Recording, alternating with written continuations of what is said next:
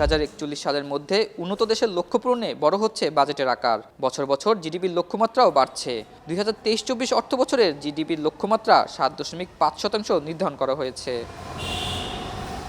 জিডিপির লক্ষ্য পূরণে সরকার বিনিয়োগ করছে বড় একটি অংশ ধার করে।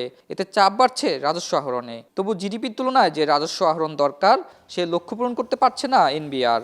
ঘাটতি থেকে যাচ্ছে বড় একটি অংশের। 2023-24 অর্থ বছরে প্রথম 9 মাসে লক্ষ্যমাত্রা ছিল 2,81,745 কোটি টাকা, অথচ ঘাটতি রয়ে গেছে 21,800 কোটি টাকা। এতে বাধ্য হয়ে ব্যাংকিং খাত থেকে অর্থ সংগ্রহ করতে হচ্ছে সরকারকে। এদিকে সরকারকে অর্থ প্রদানের সিদ্ধান্ত থেকে বাংলাদেশ ব্যাংক সরে আসলে চাপ পড়ে বেসরকারি ব্যাংকগুলোতে। সেই সঙ্গে মূল্যস্ফীতি নিয়ন্ত্রণে বাড়ে সুদ হার। সেক্ষেত্রে এই চাপ সামলাতে ছোট থেকে আরও ছোট হচ্ছে এই খাত।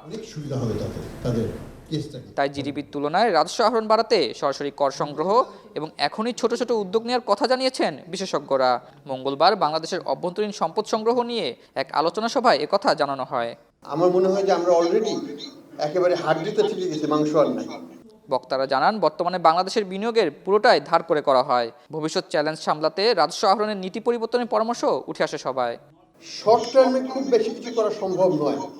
আমরাও জানি, আইএমএফও জানি যে এই বছর যদি রিফর্ম শুরু করা হয়, রিফর্মের রেজাল্ট আসবে 3 বছর পর, মিনিমাম 3 থেকে 5 বছর লাগবে।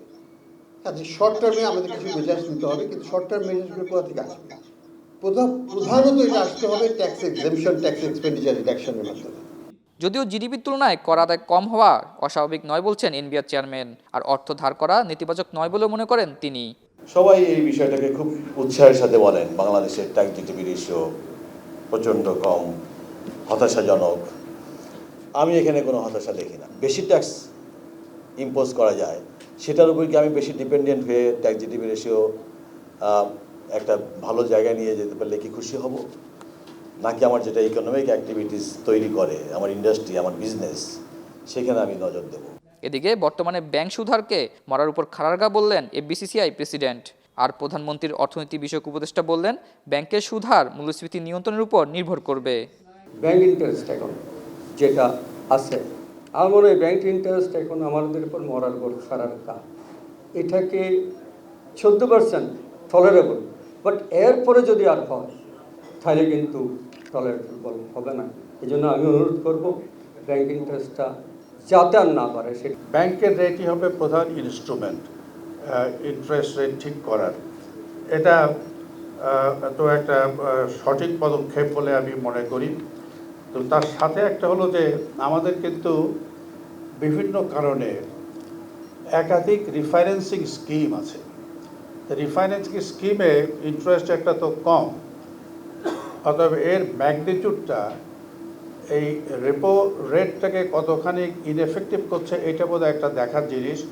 আলোচনায় শুধু কর সুবিধা নেওয়া নয়, সময়ের সাথে সুবিধা বাতিল করে রাজস্ব আহরণে সহযোগিতা করতে ব্যবসায়ীদের প্রতি আহ্বান জানানো হয়।